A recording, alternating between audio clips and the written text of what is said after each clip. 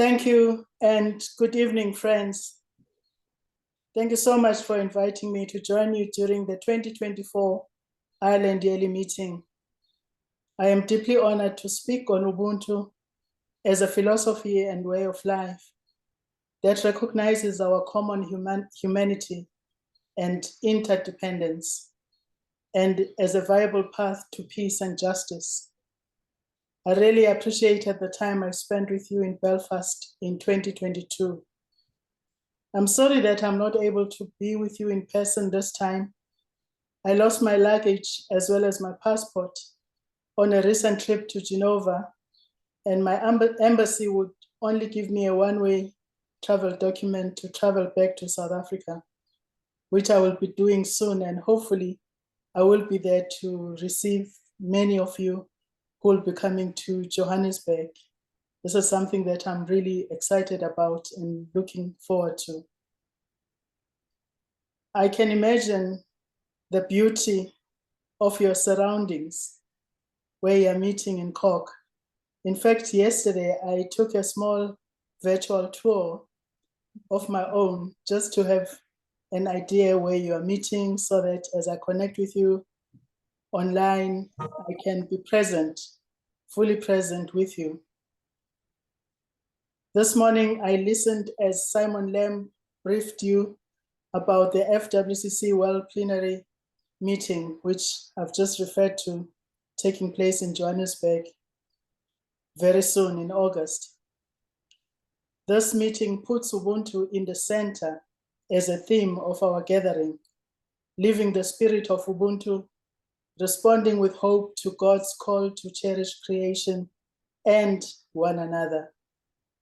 I'm really looking forward to seeing you. I'll be participating in one of the theme sessions on historical injustices and healing. The UN General Assembly proclaimed 2015 to 2024 as the International Decade for People of African Descent, citing the need to strengthen national, regional, and international cooperation in relation to the full enjoyment of economic, social, cultural, civil, and political rights by people of African descent, and their full and equal participation in all aspects of society. The three pillars of the decade program are recognition, justice, and development.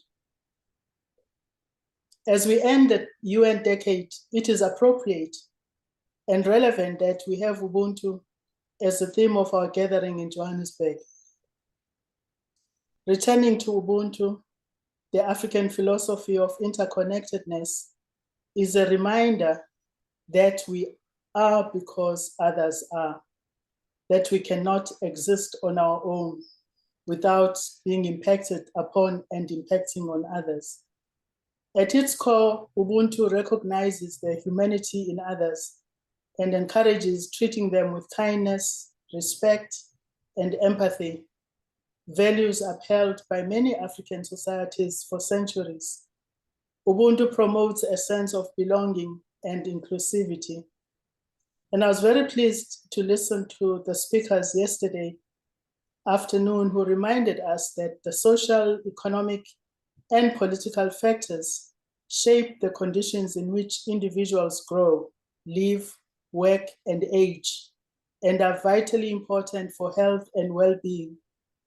Inequalities in these conditions can lead to inequalities in health. When these inequalities are systematic, unfair, and avoidable, they can be considered inequitable. In other words, health and inequities are not simply numerical differences between the health outcomes of different groups. They are unjust differences that could be eliminated or reduced by collective action and the right mix of public policies.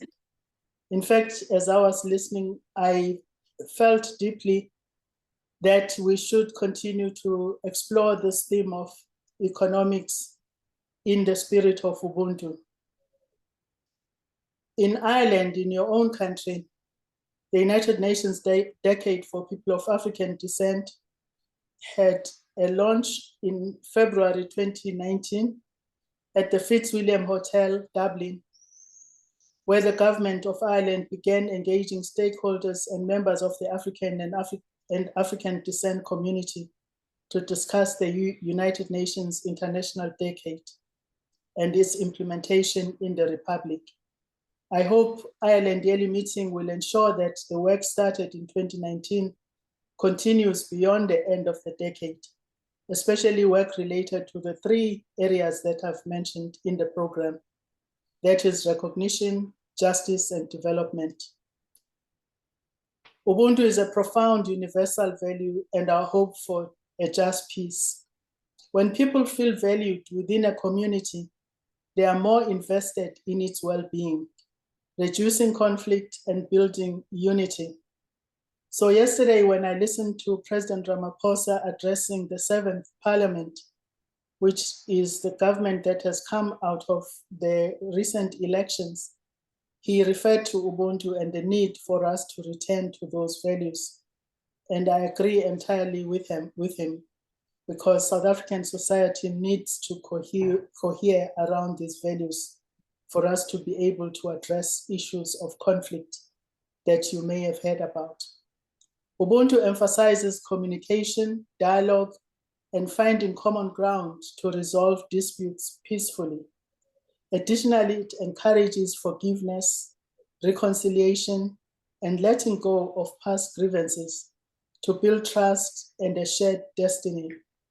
And as I will be discussing with you later in this talk, this is not forgiveness that says, let's forget the past.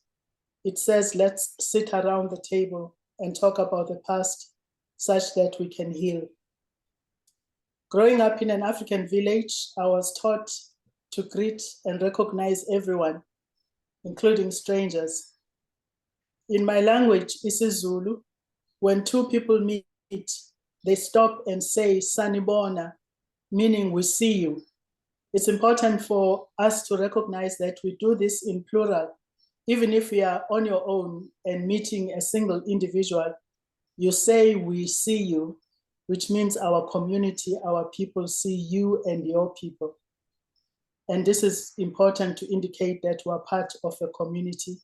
And as we go about our business, we're representatives of our families and our communities. My family greets your family. My community greets your community. Quakers believe in living life in the spirit of love and truth and peace, reaching for the best in oneself and answering that of God in everyone. Quaker testimonies or spiritual insights unite us worldwide and are expressions of the commitment to put those beliefs into practice. I mention this because for me, when I became a Quaker, it reminded me of my upbringing. The values that I found in the Quaker community reminded me of the values under which I was raised. I believe the spirit of Ubuntu has existed in most societies, particularly during the pre-industrial and pre-colonial periods. During industrialization, life changed for all people. This forced people to change their way of living, working in the mines, or as domestics under the migrant labor system. They had to adapt to new ways of living in most aspects of their lives. Similarly, in Ireland, when workers were recruited during the time of industrialization, they experienced similar disruptions in their lives because men had to go out to work in the cotton industry and other industries. Ireland's experience of colonization by Britain had a profound impact on its national identity, religion, and industrialization. Families were separated as the male breadwinners went away to work in industrial areas, for example, in mines, leaving their families behind. Irish workers were recruited during the Industrial Revolution to work as cheap laborers under the migratory labor system to build mills and canals in the UK. And recently I was in West Yorkshire, where I was able to be reminded of the life of these workers. And this led to the fragmentation of homes and families. Looking at Irish history, there are many great examples of Ubuntu. Irish Quaker action includes the relief provided during Ireland's Great Famine, when 3,000 Irish Quakers contributed their time, money, and influence to alleviate the suffering of those around them. What are your recent and your current examples of Ubuntu, and in your own personal life? I was pleased watching some of you going into discussion about this, going deep into your own experiences. For me, I wish to highlight Irish international solidarity with struggles around the world, especially the Irish anti-apartheid programs. The Irish anti-apartheid movement played a crucial role in dismantling apartheid in South Africa through initiatives like boycotts, conferences, and supporting strikes. Founded in 1964, it was instrumental in raising awareness and mobilizing support for the anti-apartheid cause in Ireland. Quakers believe in living in the spirit of love and truth and peace, reaching for the best in oneself and answering that of God in everyone.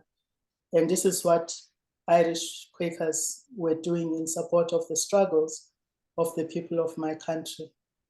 Key initiatives included persuading Irish playwrights to refuse permission for their plays to be performed before segregated audiences in South Africa, organizing a major conference in 1979 featuring ANC President Oliver Tambo as the main speaker, supporting the 1984-1987 strike by Dan's stores workers against handling South African goods, which led to a ban on fruit and vegetables imports in 1987.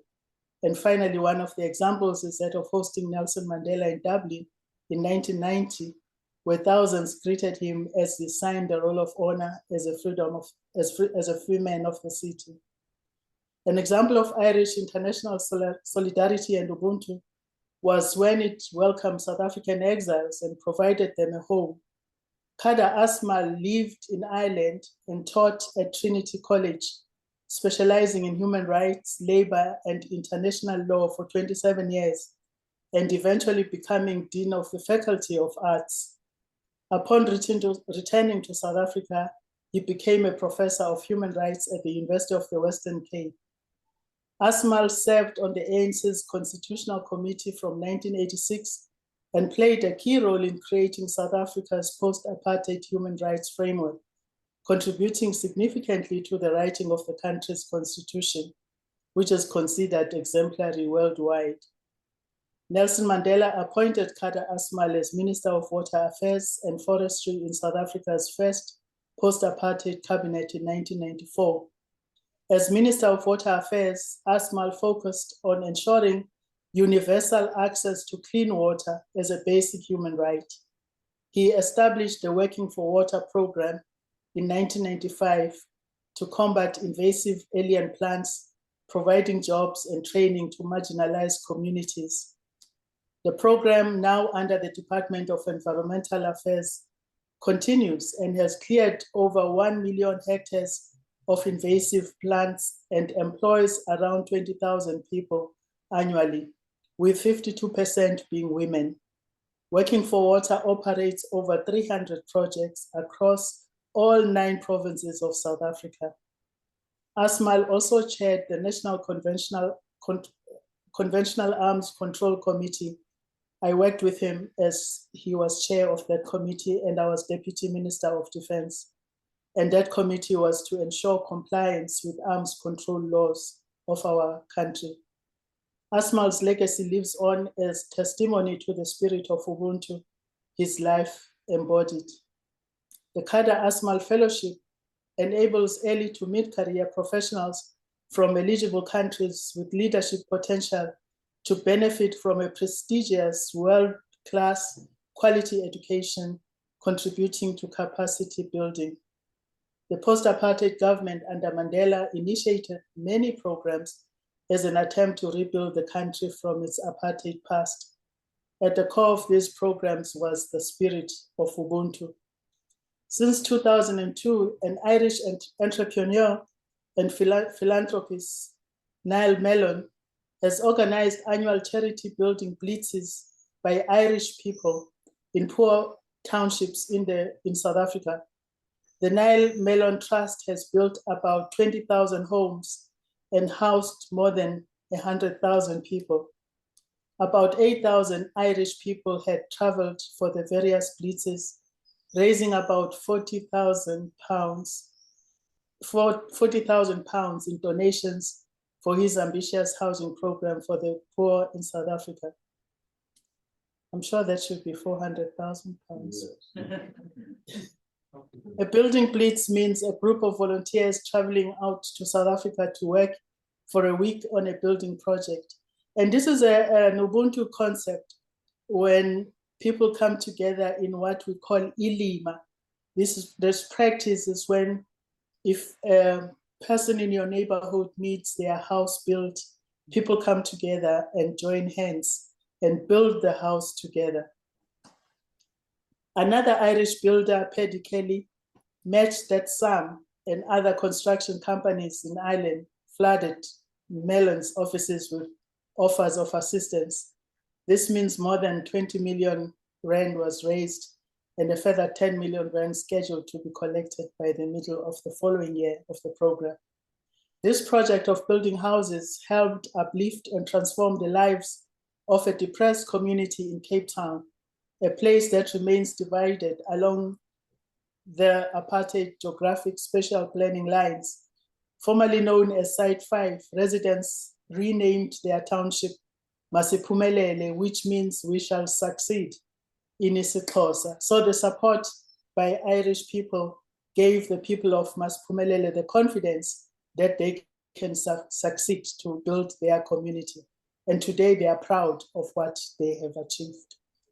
Masiphumelele was originally created in the early 1990s from an overflow of people from Khayelitsha, another township, and a nearby squatter camp. It was designed for only 750 families with no provision for community-based businesses. The township has grown rapidly, and although official figures suggest around 16,000 residents, unofficial estimates reach as high as 30,000. Residents come from a diverse background, including the Eastern Cape, where people are unemployed and they go to Cape Town looking for jobs, and other parts of South Africa and Africa. Thousands of shacks have been built around the brick houses as the population has continued to explode. This has led to even poorer living conditions for the inhabitants of the township. During winter months, people in shacks struggle with the lower temperatures and rain, and there is often a risk of flooding, which can be devastating for those located on the wetlands. And you would have heard recently of the floods that have just happened in Cape Town. So the climate change is affecting our country very directly, including wildfires in KwaZulu-Natal, which is a very common occurrence in the Western Cape of these fires, which can destroy a large number of houses before any help can arrive. There was no school building or health clinic in the township until 1995, but development is progressing with many small shops and businesses at Masiphumelele. Mandela saw his role as encouraging such initiatives. He saw the task of nation building and reconciliation as intertwined with reconstruction and development. And I think I heard yesterday the speaker says, to have peace, you must have development. In his mind, the one set of tasks was a prerequisite for the other. On the other hand, continuing social change was necessary to eliminate the very socio-economic conditions that had generated conflict in the first place. On the other hand, comprehensive social transformation required a peaceful environment. Among the programs initiated during the Mandela government period were the Reconstruction and Development Program, the RDP, the Masakane Program, the People's Housing Process, the People's Health Program, and the Community Policing Program. As you can hear, all of these programs are about people coming together. They are about building community. They are about reminding people that we are interdependent. And I want to particularly single out a women's initiative under the Victoria Mkenge Housing Project. This is a local example of a building blitz like the one I've just described, organized by Mellon. The project is named after a martyr of South Africa's struggle for freedom. After the death of her husband, she carried on with the law practice. This is Victoria Mkenge. She often intervened to protect youth ill-treated in detention. Mkenge was part of the defense team in 1984 treason trial against leaders of the United Democratic Front and the Natal Indian Congress in the Pietermaritzburg Supreme Court. So in fact, she was coming from one of these trials when she was brutally assassinated in front of her children. This was in July 1985. She had also just returned from speaking at a funeral of Matthew Boniwe, Fort Galata, Sparom Konto, and Sicelo Mhlauli, the teachers known as the Crowd of Four, who were brutally murdered by the South African apartheid police. Within days of that speech, on the 1st of August 1985, 4 men attacked Mkenge in the driveway of her home in Umlazi, Durban, and murdered her. And this followed the murder of her husband. She had taken over his office as a defense lawyer for those experiencing detention. At the beginning of South Africa's democratic change in 1994, the Victoria Mkenge Housing Project was founded by a group of 12 women who lived in shacks on the barren outskirts of Cape Town. These women had come from rural areas and were poor, vulnerable, and semi-literate. Yet they learned how to build, negotiate with the government and NGOs, negotiate with architects and building experts, and form alliances with homeless social movements locally and internationally.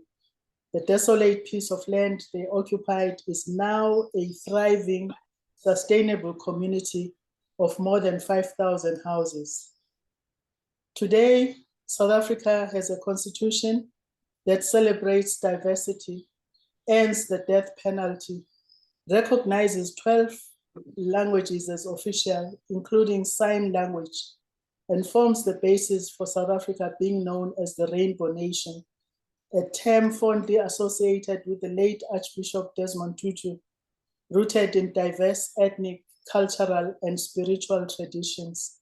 The values embedded in the Constitution inspire us to act with courage, compassion, and integrity.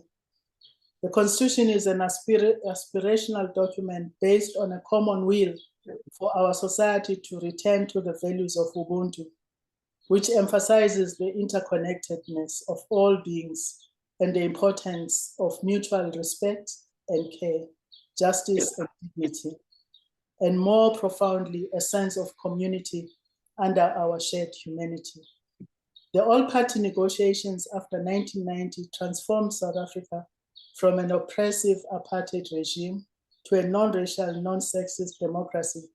This change, often hailed as a near miracle, was the result of the courageous struggle and resistance of people around the world.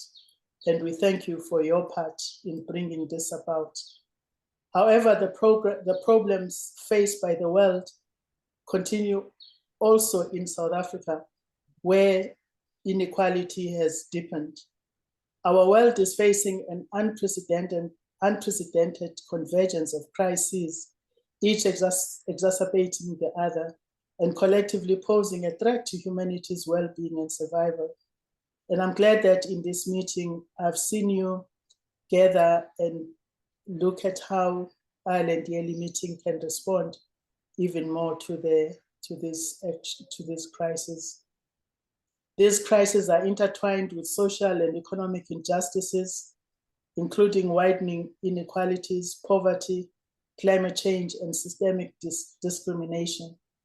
Moreover, armed conflicts fueled by geopolitical tensions, resource scarcity, and historical grievances continue to claim lives and destabilize entire regions.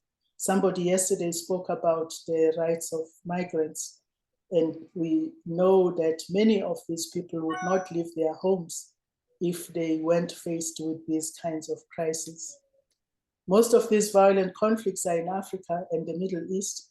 As we see in Gaza, the already vulnerable populations bear the brunt of violence, displacement, and deprivation. In marginalized communities, systemic injustices perpetuate cycles of poverty and exclusion. South Africa is a microcosm of the world crisis.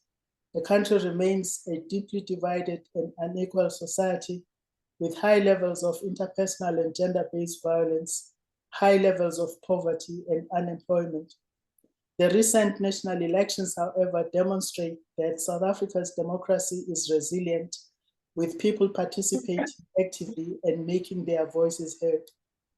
After 30 years in power, the African National Congress, Mandela's party, failed to get an outright majority and has formed a government of national unity, which in fact is a coalition of about 11 parties. The mandate from the voters is to get the country on a path of prosperity, economic justice, and peace. And it was good to hear President Ramaphosa yesterday reassure the nation that there will be a national dialogue where all of us will sit around the table to see how we can go back to the values of our constitution, which Mandela had prioritized. As I finish, I want to touch on the issue I said I would be talking about at the FWCC World Plenary, healing of historic injustices and Ubuntu. And I bring this because I think this is something that is very close to my heart, and I know you will be participating actively in looking at what role Quakers can play in healing these historic injustices. Bayard Rustin, an African-American political activist and a prominent leader in social movements for civil rights, socialism, nonviolence, and gay rights, urged the civil rights movement to include the right to economic justice in its campaigns. He said, and I quote him, "I fail to see how the Black freedom movement can be victorious in the absence of radical programs for full employment, abolition of slums, the reconstruction of our educational system, new definitions of work and leisure, adding up the cost of such programs. We can only conclude that we're talking about a refashioning of our political economy," unquote. And this returns me to the conversation that I had yesterday when one of the speakers spoke about the importance of looking at the economy. The Black Quaker Project will address the gathering and will present retrospective justice as a Quaker model of reparations and healing. The term retrospective justice is often confused with restorative justice. While the terms are related in their objective of restoring or repairing relationships, retrospective justice is not linked to the criminal justice system.